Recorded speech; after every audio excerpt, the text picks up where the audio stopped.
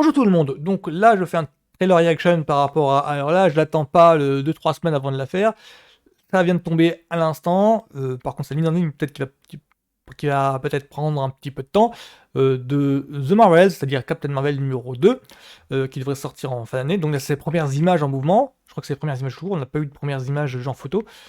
Donc Captain Marvel, mes attentes par rapport au projet, simplement que alors, moi je dois faire partie, alors aussi aux cinéphiles en général que chez les fans de Marvel en particulier, que enfin, d'avoir un avis singulier, ou en tout cas atypique, ou comme on dit, une popular opinion.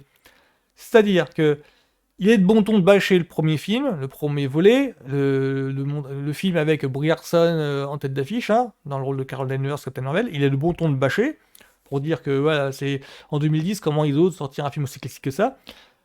Mon opinion, c'est que c'est justement parce que la trame est classique que justement elle est super efficace pour présenter, introduire au plus grand nombre des thèmes qui connus d'inévitable. C'est que dans le premier volet, on nous présentait donc les Skrulls, on nous présentait une espèce de guerre entre, enfin le contexte de guerre conflit intergalactique que même les Gardiens de la Galaxie n'ont pas évoqué. Et donc, quoique ils ont peut-être évoqué des extraterrestres que l'on voit dans les Captain Marvel, enfin je parle pas des Skrulls en l'occurrence, je parle des Kree. Enfin voilà, c'est dans la galaxie Marvel, dans le giron Marvel, dans l'univers Marvel, il y a plusieurs races d'extraterrestres. Il y a les Kree, il y a les Skrulls notamment. Et donc pour présenter cette race-là particulière qui peut changer de forme, je trouvais ça pertinent, je trouve ça bien pensé en fait, intelligent d'avoir choisi une trame narrative classique.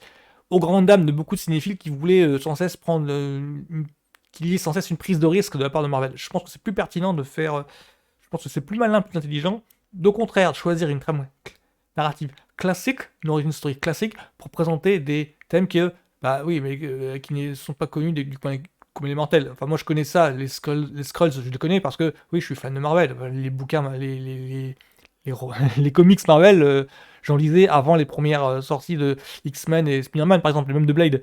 Donc forcément, tous les thématiques là des films me sont familiers. C'est pas le cas de tout le monde. Donc là, mes appréhensions par rapport à The Marvels, c'est que j'espère que les thématiques qui ont été introduites dans le premier vont être développées. Je pense par exemple à la guerre, les conflits intergalactiques, c'est propre à Captain Marvel. Mais mes craintes, en fait, ça vient du fait que, alors, le premier film, je sais plus le nom du duo réal, enfin, du coup, que ce n'est plus lui, en fait, qui fait le deuxième. Alors, je crois que le nom, c'est Nia Costa, ou Niana Costa. Alors, grosso modo, c'est une réalisatrice qui est connue, qui s'est fait remarquer en faisant un film d'horreur, le reboot ou remake de Candyman, je crois qu'il y a quelques temps. Je crois qu'il y a 2-3 ans, l'air de rien.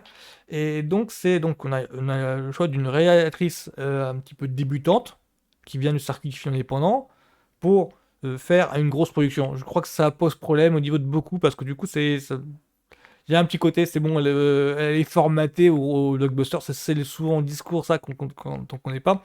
Du coup, moi je sais pas trop ce qu'elle vaut, j'ai pas vu le reboot en question, je sais pas ce que ça vaut. Mais vu que c'est le Candyman, film d'horreur, en tant que film de film d'horreur, ça m'intéresse bien, donc il va falloir que je le mate. Donc là, je regarde un petit peu ce qui se passe avec la bande-annonce de Marvel, et puis pour voir à quelle sauce moi je vais de manger, pour voir un petit peu quelles attentes, ce que je vais avoir, est-ce que hype ou pas, on va voir. Toujours être curieux. Toujours.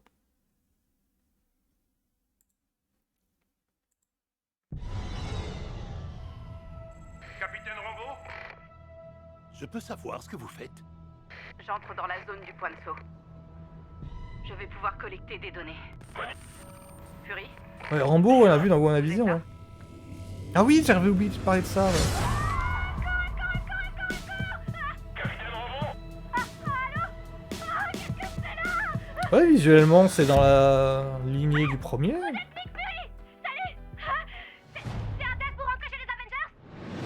Où est passé le capitaine Rambo?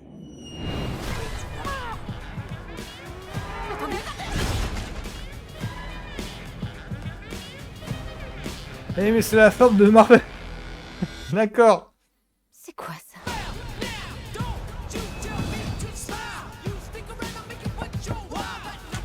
Bonjour. Nous aimerions voir Kamala Khan. J'ai réussi le test. Bon, en clair, Ah oui, bon, ça va nos être, pouvoirs sont ça va être employés. lié aux séries Marvel. Moi, je peux manipuler les Disney. rayonnements lumineux, et toi, Si vous d'après voulez, ce je vous que montre. j'ai-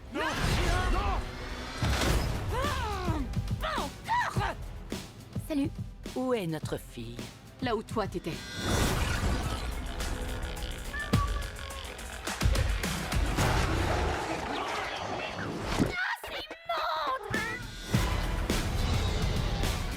Oh non, ça n'a rien à voir avec du film d'horreur, c'est plutôt proche de la comédie là.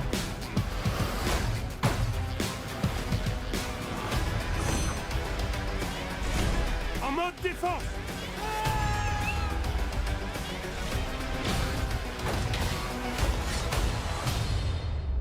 Alors on est une équipe? Non, non, on n'est pas une équipe. Non, rêve pas.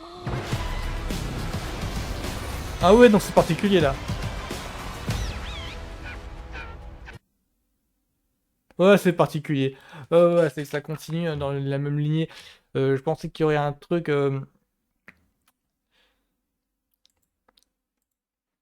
C'est fini? Ouais. Je pensais que ça aurait été plus guerre, le conflit qu'il y a eu dans le premier. Je pensais que ça aurait prolongé, mais en fait, non. Alors, si je comprends bien le truc, c'est que là, on a affaire à. L'histoire se passe dans notre présent et ça va lier en fait les différentes histoires qu'on a eues dans les différentes séries Marvel. Je pense à WandaVision, le personnage de Monica Rambeau vient de WandaVision. Je pense à Miss Marvel, le personnage de Kamala Khan qu'on voit là, de Miss Marvel, vient de la série Miss Marvel. Donc là, on est parti pour une phase, je dirais, c'est pas la phase 5, quoi, où ça va lier les différentes histoires qu'il y a eu dans les différentes séries Marvel, et pour pour voir les personnages et pour lier les intrigues. Je pense qu'on est dans cette mouvance-là. Et alors, qu'est-ce qu'il y a encore que j'ai noté? Alors, c'est plus iconoclaste, en fait, que je le pensais au premier abord, parce que tout le monde l'a eu sur le fait que ça a l'air que la réalisatrice vient des films d'horreur là, où on ne le sent pas du tout, c'est plutôt, on est plus proche légèrement dans le ton comique du premier volet du Captain Marvel. On est vraiment dans cette saveur-là. Donc il n'y aura pas trop de clivage. Et le ton quand même a l'air d'être égal à lui-même, hein, quoi. Il y a une espèce d'égalité de ton qui fait plaisir à voir du coup. Il y a une cohérence qui est préservée. Là j'ai les jetons en fait pour Nick Fury parce que Ah, comment dire? Je sens Nick Fury proche qu'il y a eu dans Spider-Man. J'espère qu'ils vont essayer de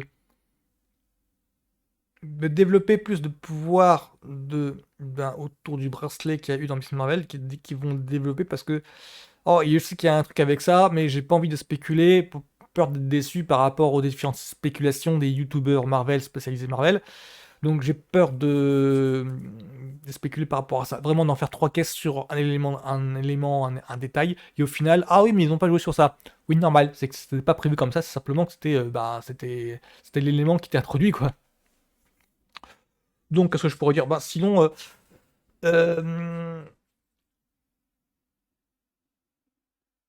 c'est pas que je suis calmé. C'est que là, ça m'intrigue. Vraiment, ça m'intrigue.